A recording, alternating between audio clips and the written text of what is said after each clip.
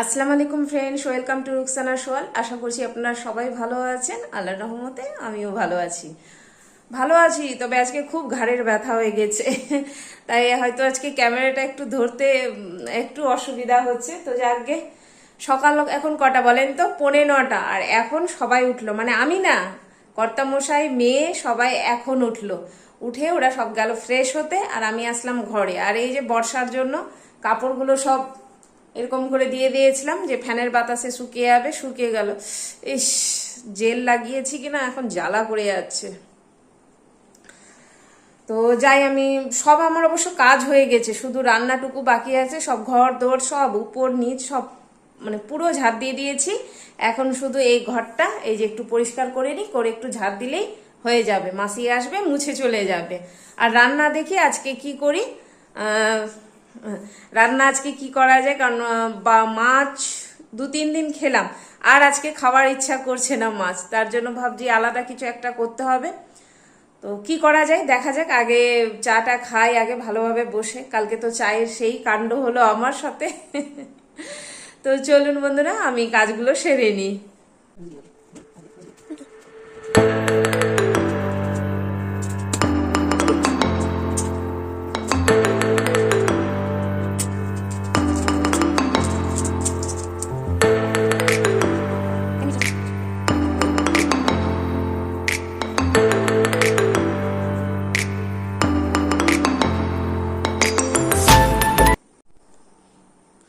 এই যে আমার ঘর সব ক্লিন করা হয়ে গেল, গোছ গাছ কুড়িয়ে নিলাম।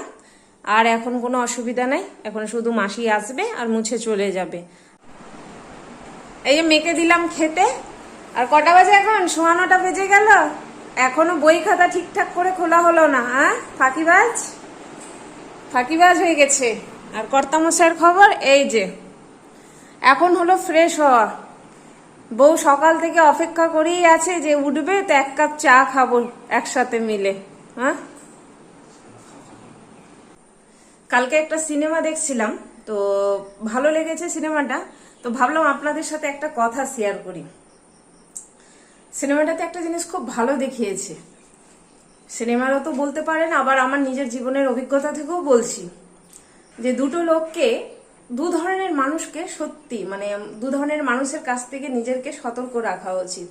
এক, যে আপনার বিপদের দিনে আপনার কাছে আসবে না, ওই মানুষকে আপনার কিছু বলার দরকার নাই, কিন্তু ওই মানুষের কাছ থেকে আপনি জীবনে কোনোদিন আশাও রাখবেন না যে সে মানুষটা আপনার কাজে আসতে পারে।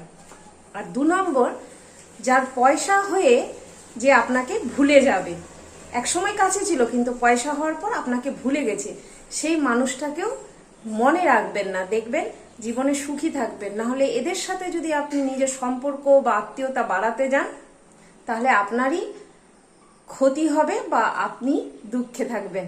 চলুন ওগুলো ছাড়েন এইসব কথা, এখন যাই। আমি খাবো এখন আলু ভাজা আর মুড়ি। এই যে রাত্রেবেলা ভেজেছিলাম আলুটা, আলু ভাজা, মুড়ি আর লাল চা। চা বসালাম, তবে লাল চা করবো আদা দিয়ে। আদা দিয়েই শুধু করবো। অন্যদিন আমি অবশ্য দিই দারচিনি, লবঙ্গ, তো আজকে ওগুলো দিব না, আজকে এটা দিয়ে করবো। আর এখানে এই যে আলু ভাজা আর মুড়ি মেখে নিয়েছি, তবে তেল দিইনি এক্সট্রা ভাবে। আলু ভাজাতেই যেটা ছিল সেটাতেই হয়ে যাবে। আর এই যে আমগুলো, কালকে তো কিছু নিয়ে এসেছিলাম, আজকে গিয়ে দেখছি আবার বেশি, এই 3টা একটু বেশি খারাপ হয়ে গেছে, আর এটি মোটামুটি আছে।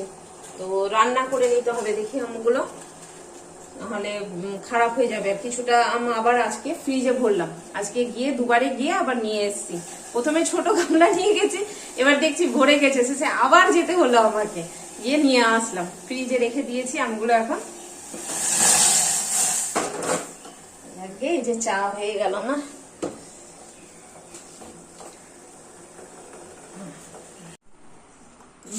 নিয়ে বসলাম, খেয়ে নিয়ে এবার কি বলে যে আজকে রান্না বান্না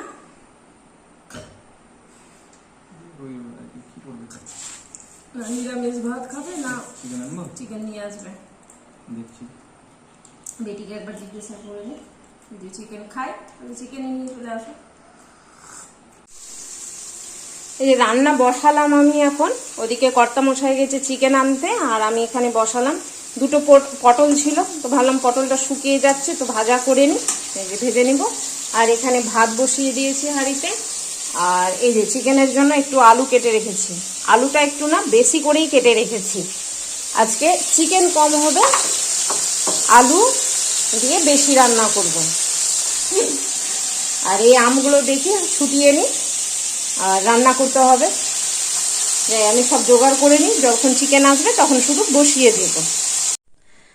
রান্না কমপ্লিট হওয়ার পর দাদা এসেছিল, তো দাদার সাথে বসে গল্প করছিলাম অনেকক্ষণ ধরেই, এটা একটা গল্প হলো। আর ওদিকে মেয়েকেও পড়াতে এসেছিল, মেয়েরও পড়া হয়ে গেল, পড়া করে মেয়ে এখন ফ্রেশ হয়ে নামাজ পড়া হলো মেয়ের, আমারও হয়ে গেছে নামাজ পড়া। আর কর্তামশাই যাওয়ার আছে বাইরে, কিন্তু এক জায়গায় আবার কাজে গেছে, এখন আটকে গেছে ওখানে গিয়ে। ফোন করলাম দুবার, বলছে আসছি আসছি আসছি। তো এখন দেখা যাক আসছে, আসার পর ও যেতে পারছে কি পারছে না। আর চলুন বন্ধুরা আপনাদেরকে দেখায়, আজকে চিকেনটা এত সুন্দর লাগছে দেখতে, কি বলবো। দেখেন একদম, আপনার দাঁড়ান একটু জানলাটা খুলে দেখায়, আরো ভালো লাগবে। দেখুন একদম লাল হয়েছে রং, কালারটা মানে খুব ভালো লাগছে, টেস্টও ভালো হয়েছে। একটু জাস্ট চেখেছিলাম, তো যাকে এখন দিই মেয়েকে খেতে, মেয়ে খেয়ে নাও। সেই সকালের একটু আমমুড়ি খাওয়াই আছে, আর কিছু খাইনি। আর কটা বাজলো এখন? 1:30 বেজে গেছে। দিয়ে দিই আগে মেয়েকে খেতে। কর্তামশাই ওদিক থেকে আসলো আর এসে নিয়ে বলছে তোমরাও রেডি হও, তোমাদেরকেও যেতে হবে। তাহলে আমরা আবার কোথায় যাবো? তুমি যাবে কাজে। তো বলছে চলো, যেতে যেতে পথে যেতে তো তোমার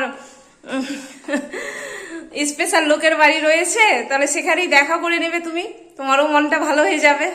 তো মেয়েও দেখছি এগ্রি হয়ে গেল, বলছে হ্যাঁ মা চলো, আমার ভাল লাগে ওখানে যেতে। তো বললাম ঠিক আছে চলো তাহলে সবাই মিলে যাই। তো কর্তামশাই আমাদেরকে ওখানে রেখে দিবে আর দিয়ে নিজে কাজে চলে যাবে। তো চলুন ওখানে গিয়ে দেখা হচ্ছে যে আমি যাচ্ছি তো কোথায় যাচ্ছি। আজকে যে আমরা এসেছি তার জন্য খেলতে যাবে না আজকে, নাহলে রিফাত দিদি আবার কার সাথে খেলবে বলো। এই যে এসছি আমরা দাদার বাড়িতে, আর এই যে টিফিন দিয়েছে, খাচ্ছি এখন আম, মিষ্টি, কেক, মিষ্টি, দুটো করে মিষ্টি, আবার একটাতে না দুটো খেতে হবে। আমার খাওয়া প্রায় শেষ, তার জন্য আমার প্লেট আর দেখালাম না, ওর প্লেটটা দেখালাম। ভাবির বাড়িতে এসে খিদা লেগে গেছে, ওই জন্য তাড়াতাড়ি করে খেয়ে ফেলেছি। তো ফাইনালি আপনাদেরকে দেখাই যে আমি কোথায় এসেছি, নিশ্চয়ই চিনতে পারছেন। আমার দাদা রয়েছে, আর ওই যে ব্যতি ব্যস্ত, কাজে ব্যস্ত। আমার ভাবি সবসময় কাজে ব্যস্ত, আসলো মানে লোক গেস্ট আসলো মানে লোকের খাতিরদারি করতে করতে সময় কেটে গেল ভাবির। এমনই ভাবি আমার। না না খুব ভালো। তো এই যে এসছিলাম, সময় কাটালাম। আর এই যে কর্তামশাই এখনই আসলো, ভাবি চা করে দিল, চা খাচ্ছে, বেরিয়ে পড়বো আমরা এখনই। তো বাড়ি গিয়ে আবার আপনাদের সাথে দেখা হচ্ছে। এখন বাজে 9টা, আর আমরা এই জাস্ট বাড়িতে ঢুকে আমি খালি চেঞ্জ করলাম। আর এখন সবাই ফ্রেশ হবো, ফ্রেশ হয়ে নামাজ পড়ে তারপর খাওয়া দাওয়া করব।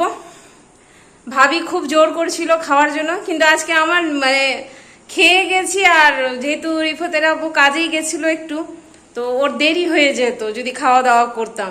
আর সাথে ভাই ছিল, তো এবার ওইও একটু তাড়াহুড়া করছিল বলে, তো ভাবির দাদার খুব মন খারাপ হলো না খেয়ে আসাতে। দাদা তো ভীষণই মন খারাপ করলো। তো ইনশাল্লাহ আল্লাহ চাইলে পরে আবার একদিন যাব।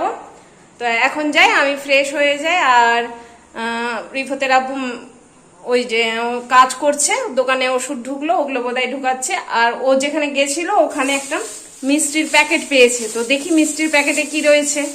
নিজে কিনার থেকে এই যে মিষ্টির প্যাকেটগুলো আছে, এগুলোর কিন্তু মজাই আলাদা। তো এই যে মিষ্টির প্যাকেটটা ঢুকেছে, বলছে যে দেখো কি আছে মিষ্টিতে। ও খায়ও নি, কাজ করে চলে এসছে। আর ও দোকানে ওষুধ ঢুকেছে, তো সেগুলো ই করছে।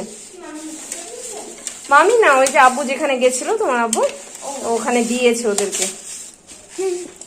এই যে এটা দেখতে খেতে বেশি টেস্ট লাগে, এটা না অনেক বেশি। এই যে মেয়েরও কথা, এই জিনিসটার বেশি স্বাদ লাগে।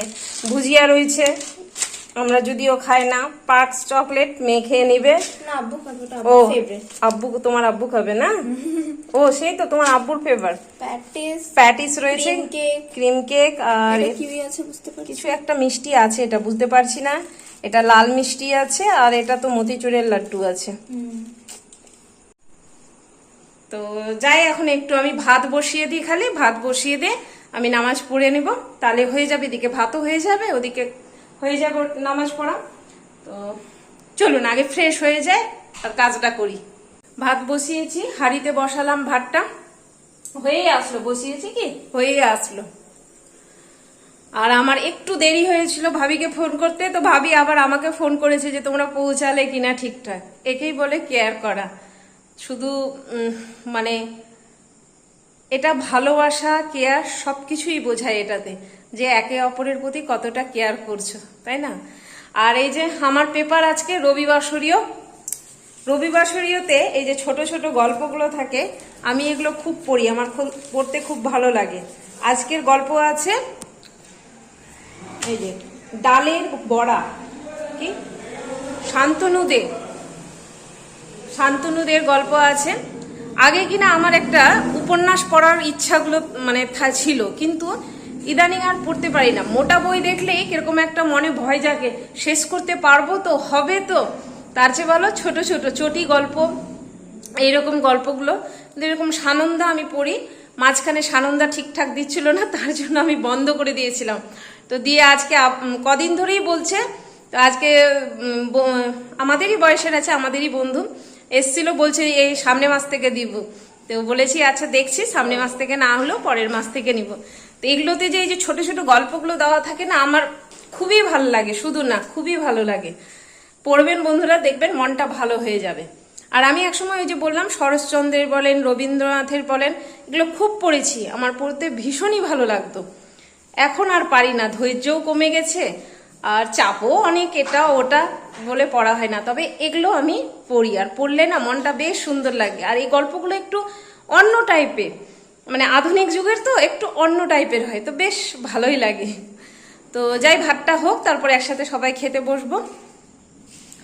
মেয়েকে বললাম কালকে টিউশন আছে, হোমওয়ার্কটা করে নাও, না হলে আবার অসুবিধা হবে। তো হোমওয়ার্ক করছে। আর কর্তামশাইয়ের এখন কাজ শেষ হলো, ফ্রেশ হলো, তো একটু বসি, তারপর খাওয়া দাওয়া করছি। হ্যাঁ বসো। তো কর্তামশাইয়ের খুব খিদে লেগে গেছে, সেই দুপুরের খাওয়া আছে, আর দুপুরের খাবারটা ঠিক মতো খেয়েও যেতে পারেনি, দেরি হয়ে গেছিল। আর ওই যে বিছানা ওদিকে লাগা আছে, খাওয়া দাওয়া করে তারপর লাগাবো, কারণ এত গরম ধরেছে কিনা, এসি চালিয়ে ভাবলাম যে ঘরে খেয়ে নি। আর এই যে খাবার নিয়ে বসে গেছি। হ্যাঁ, তো যাই বন্ধুরা, খাওয়া দাওয়া করি। আর কি আপনারাও খাওয়া দাওয়া করেন। তো আজকের ভিডিওটা আমি এখানেই শেষ করছি।